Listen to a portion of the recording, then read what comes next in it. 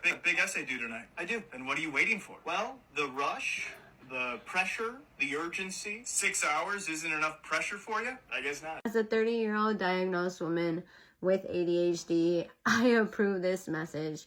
I'm laughing because the accuracy is so on point with this video and his explanation.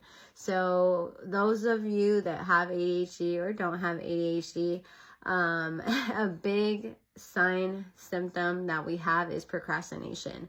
And it's not only on tasks that we don't want to do, even though majority of the time it is towards tasks that we don't want to do, but it's even tasks that we plan, or maybe a hobby that we, last week were interested in. And now this week we're no longer interested in.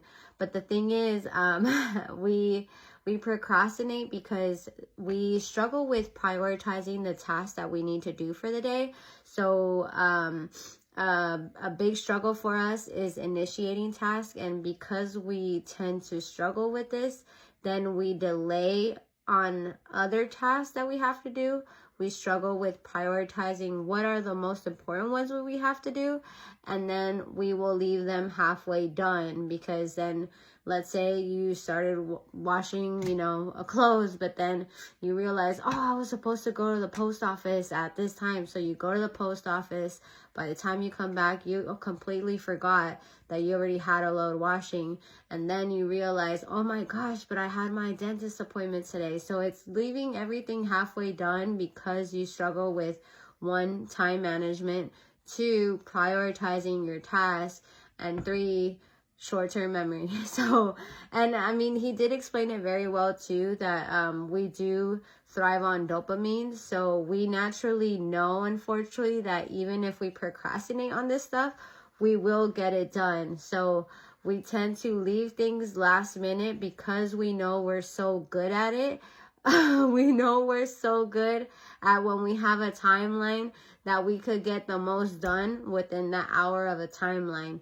We could probably do a lot more if we actually build a system and establish better time management. But because we already know we're so good at working under pressure and doing it in such a short time frame, we tend to procrastinate on it.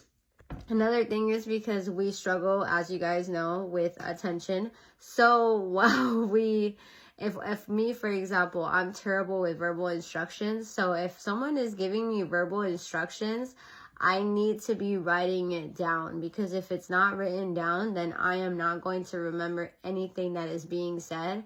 And so if someone's giving us verbal instructions and it's a task that we have to complete, again, we already thinking of all the other tasks that we have left incomplete and that we have to do. So add verbal instructions on top of that. It's definitely an additional stress factor into us finding the motivation and the discipline to complete our tasks. So yes, 100%, I approve this message in this video.